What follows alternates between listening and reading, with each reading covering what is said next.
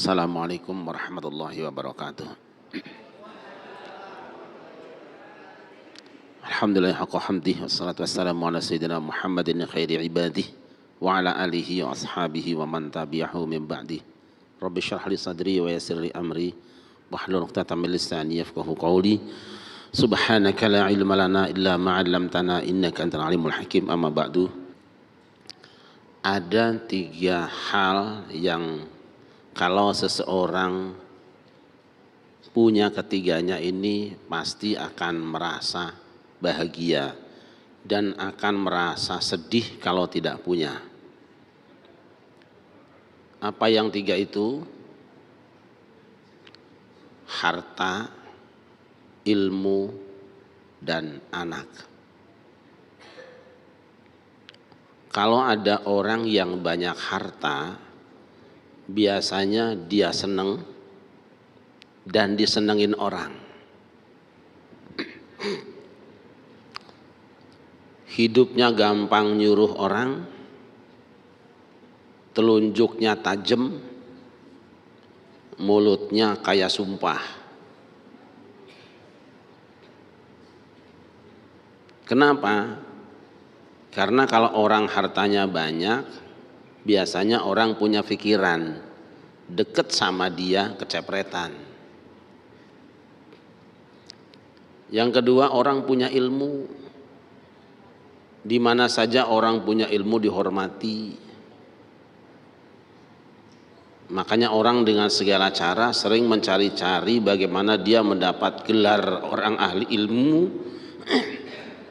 Dia membeli gelar doktor, bayar supaya bisa menjadi seorang doktor, karena bayangannya doktor itu orang berilmu dan orang berilmu itu orang dihargai. Yang ketiga, orang akan senang kalau sudah kawin punya anak. Makanya segala cara orang dicari agar supaya bisa punya anak. Nah, hamba Allah yang dimuliakan, yang paling senang harta banyak, ilmu banyak, anak banyak. Yang paling susah sudah harta nggak punya, ilmu nggak punya, anak juga nggak punya. Itu paling apes. Tapi yang paling banyak harta nggak punya, ilmu nggak punya, anak rombongan, ini paling apes. Hamba yang dimuliakan, tapi orang dengan 3 ini lebih senang ingin punyanya, tapi ketika sudah punya dia tidak bertanggung jawab, sehingga saat dia berpulang ke rahmatullah, ketiganya bukan menjadi penghiburan. Oleh karena itu, pada kesempatan hari ini kita akan coba bedah sedikit tentang bagaimana supaya ketiganya jadi hiburan. Harta supaya jadi hiburan, harta yang mana?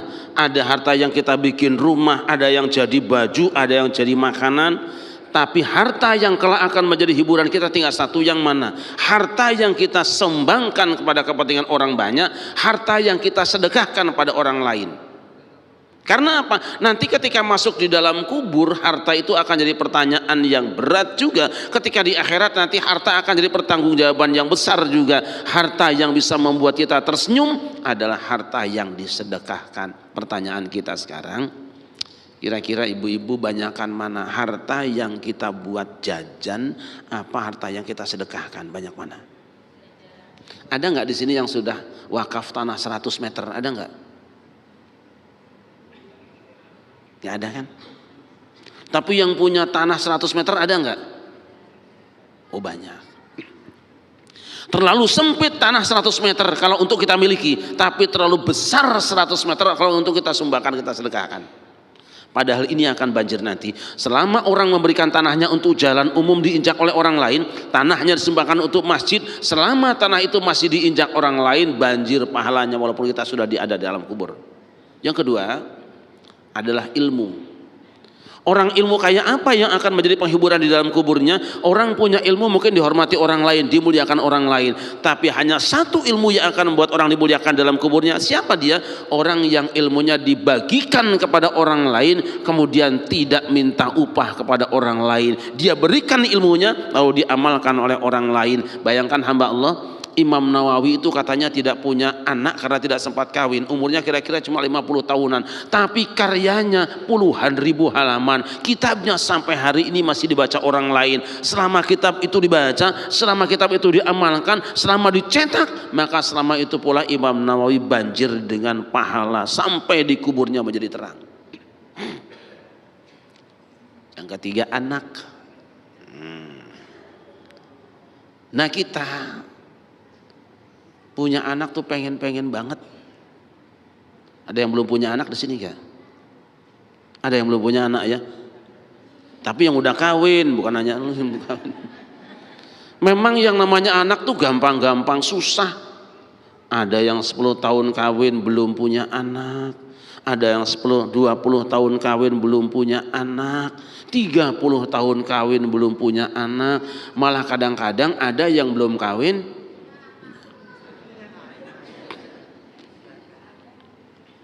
tapi ketika punya anak, tahukah kita apa jadinya anak nanti? Anak itu menjadi penghiburan saat kita masih hidup, dan dia menjadi penghiburan saat kita berada di alam kubur. Mungkin juga dia akan memberikan pertolongan saat kita di akhirat. Anak yang mana? Kadang anak dikudang-kudang dari kecil, dibiayain mahal-mahal, disayang-sayang, sudah remaja malah direbut oleh narkoba. Anak yang disayang-sayang, dimanja-manja dari kecil, sudah gede malah jadi orang yang nakal. Saat kita sudah tidak ada, di sini saat diuji kita, anak jadi apa? Maka hanya satu. Harta yang akan menolong kita di dalam kubur adalah harta yang kita sedekahkan. Ilmu yang akan menolong kita di dalam kubur adalah ilmu yang kita amalkan, kita sumbangkan.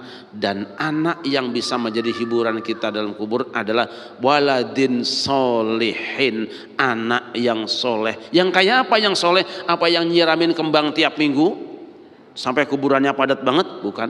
Apa yang nyirami dengan air kembang tadi? Bukan. Apa mereka yang tiap hari datang muter-muter kuburnya, atau yang bikin tembok kuburnya? Bukan. Atau yang bikin kuburannya dicungkup kemudian bikin gubuk yang tinggi-tinggi? Juga bukan. Atau anak yang bikin buku riwayat hidup orang tuanya dipuja-puja di hadapan orang lain? Bukan. Yang mana? Yad'ulah, anak yang mendoakan orang tuanya.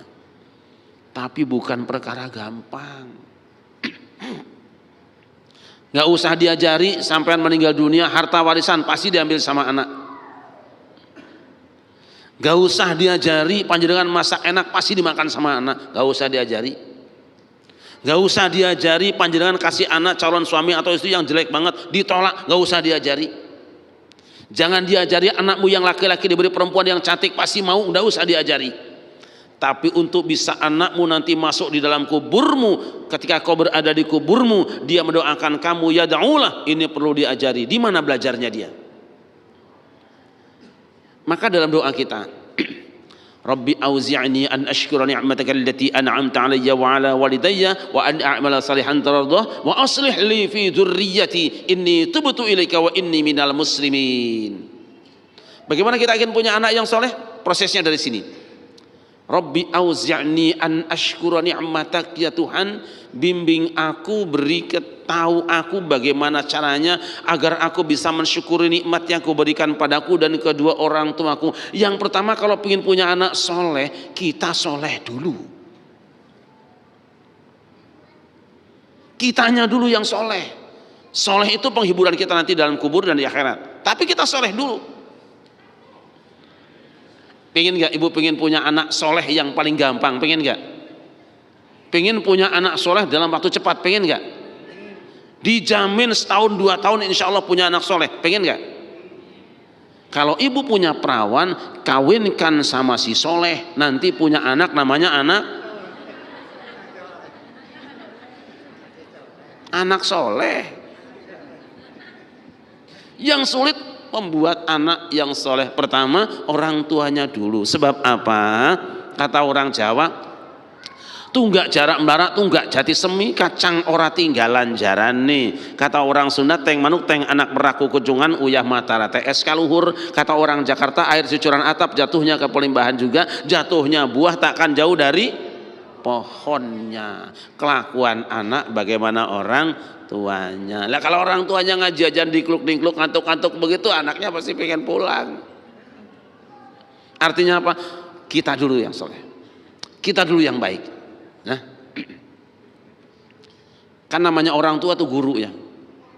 Guru yang pertama dan utama orang tua. Kan ada peribahasa, guru kencing berdiri, murid kencing. Guru kencing berdiri, murid kencing. Yang salah guru apa murid? Guru apa murid? Maka ngajari anak supaya menjadi anak soleh itu ibu, yang pertama ajari akidah yang benar dari kecil, ajari agama dari kecil. Kalau sudah gede mah susah. Anak-anak kita bisa menghafal Quran. Kita lihat sekarang ada yang anak dalam kondisi tidak normal kelihatannya, tapi menghafal Quran, hafal 30 juz karena orang tuanya. Terutama ibu nih, punten ya ibu. Sebab kalau bapaknya suruh didik anak susah. Kalau bapak gendong anak lihat perawan ayu pasti ngelewoknya ke sono, anaknya kesiniin.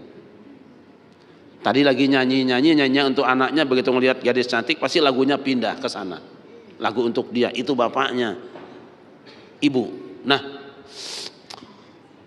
berikan anak kesempatan untuk kenal dengan Allah Subhanahu wa taala sedini mungkin. Kalau Anda ingin mencetak anak menjadi seorang dokter, berapa ratus juta dikeluarkan? Cukup nggak untuk jadi dokter 100 juta? Cukup nggak? Tidak cukup.